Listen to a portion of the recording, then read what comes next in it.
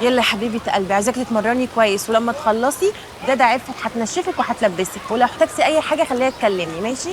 انا اصلا مش عايزه اتمرن، كل اصحابي راحوا المدرسه وانا لا. معلش يا نور، عديها النهارده. استاذه نبيل، هو انا عامله امتى ايه؟ هروح المدرسه؟ قريب قريب ان شاء الله. خدي والنبي يا دادا عفت، انا مش هوسيكي على نور، ها خلي بالك عليها. امسكي دول خليهم معاكي. لا والله معلش، لو احتجت اي حاجه بس تكلميني. ماشي. يلا يا حبيبه قلبي، خلي يلا يا بالك. نور. باي باي يا نور، اتمرني كويس. ماشي.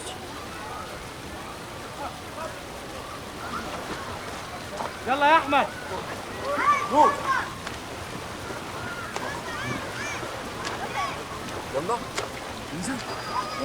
يلا يلا يلا.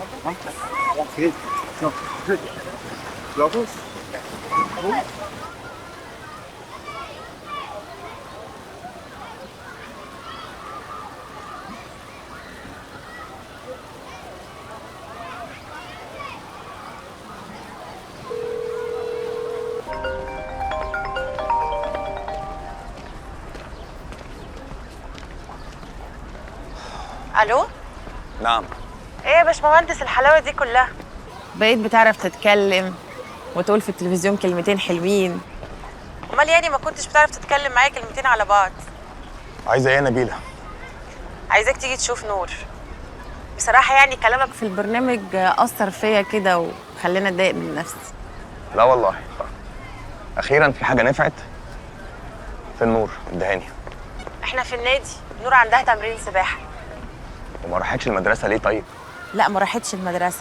هو انت ما تعرفش ان الولاد في المدرسه بيضايقوها؟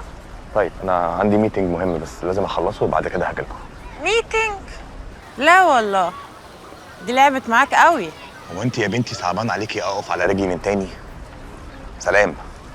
سلام. ايه يا ادهم؟ بتكلم مين؟ دي نبيله، سيبك انت. مهم يلا يلا عشان ما تتاخرش، مستر كمان مستنيك فوق. يلا يلا ربنا معاك. ادعي لي. حاضر يلا بينا. شكلي كويس؟ زي القمر.